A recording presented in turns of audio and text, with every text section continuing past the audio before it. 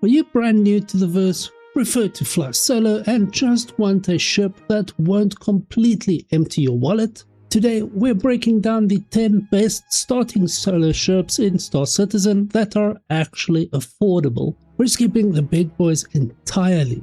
This is all about the small, underrated and seriously fun ships that will make your solo experience 10 times better. And I'm throwing in a bonus ship at the end that every future explorer needs to hear about, so stick around.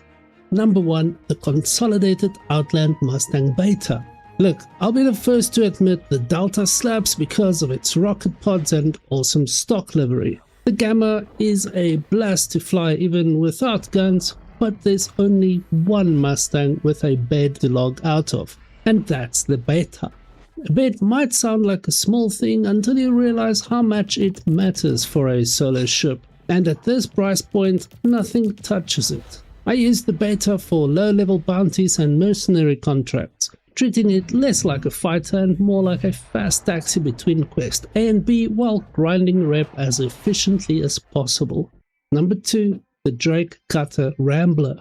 The base cutter is probably the best value for money solo ship in the game, full stop. But if you save up just a little more, the Rambler is where it's at. Once the scout scanning station actually works, that variant might take the crown, but right now, the Rambler is basically a camper van in space, and I mean that as the highest compliment. Carry a vehicle, haul some cargo, and just vibe. Just don't try to fight anyone. Seriously.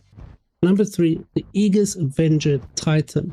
I've been an Avenger fan for a long time. The Titan Renegade is my personal favorite, and the Warlock deserves way more love than it gets. But the base Titan is the one that matters most for new players because it does almost everything.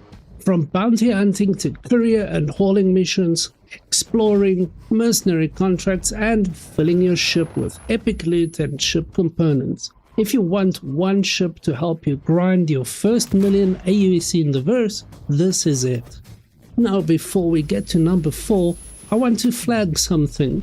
The next 3 ships on this list are not going to make you rich fast, but they'll give you a real taste of 3 of the most satisfying game loops in Star Citizen. If that's what you're after, you're going to love this. Number 4, the DRAKE Golem.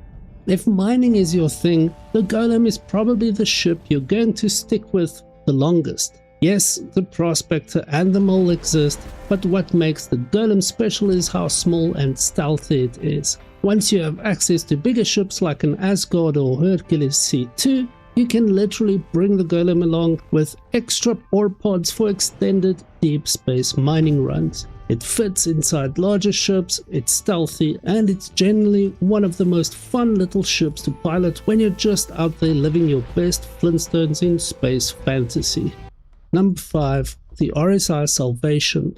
Someone has to clean up all the wrecks and debris floating around in the verse, and it might as well be you.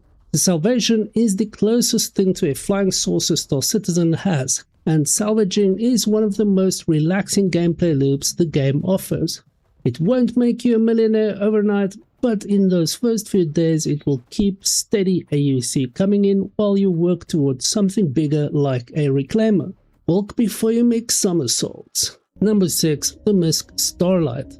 Refueling is the newest gameplay loop to hit Star Citizen, introduced in patch 4.8, and the Starlite is your entry point.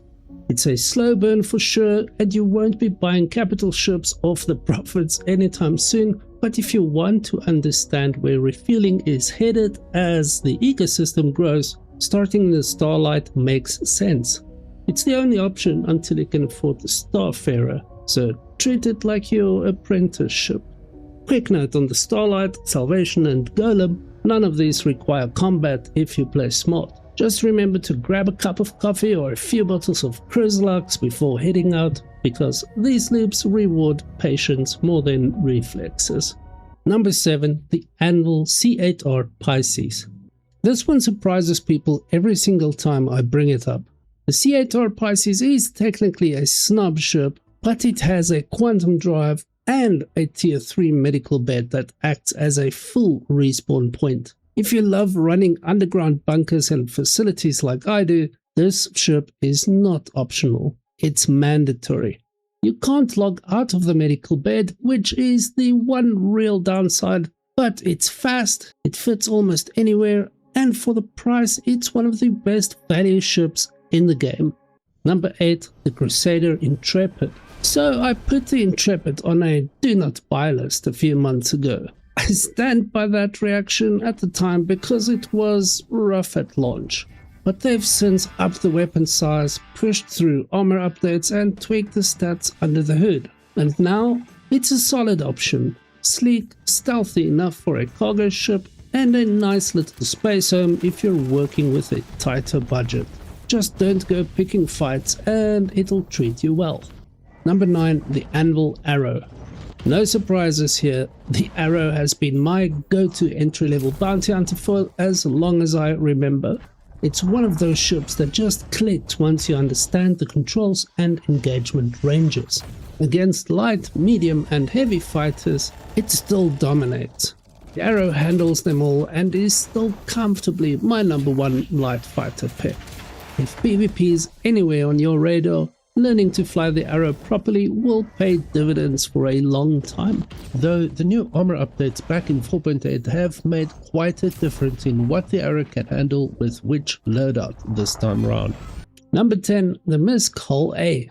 A lot of players will tell you to skip the Hull-A and go straight for the Argo Raft, and that's not bad advice. But the Hull-A has qualities that genuinely suit certain playstyles better. The way those external grids expand and retract is just so cool, and the loading and unloading workflow is faster and smoother for how I like to operate. The raft is great too, but here's the thing.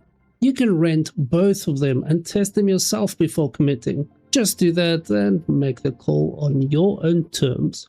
Alright, that's the list. If you're still here, thank you, and please consider subscribing and sharing this with someone just starting out in the verse. And one more thing before we wrap up. One manufacturer I keep coming back to is Origin, and right now I want to highlight the 315P. It's quick, it looks incredible, has a custom scanner, tractor beam, gun rack, and 12 SEU of cargo. A true jack of all trades wrapped in a luxury hull that most new players sleep on. If you want your first ship to feel like a statement, the 315P is worth considering. Once you've stacked those first few million aUEC though, it's time to think bigger. Check out this video on the best solo ship to grab as your first real in-game upgrade.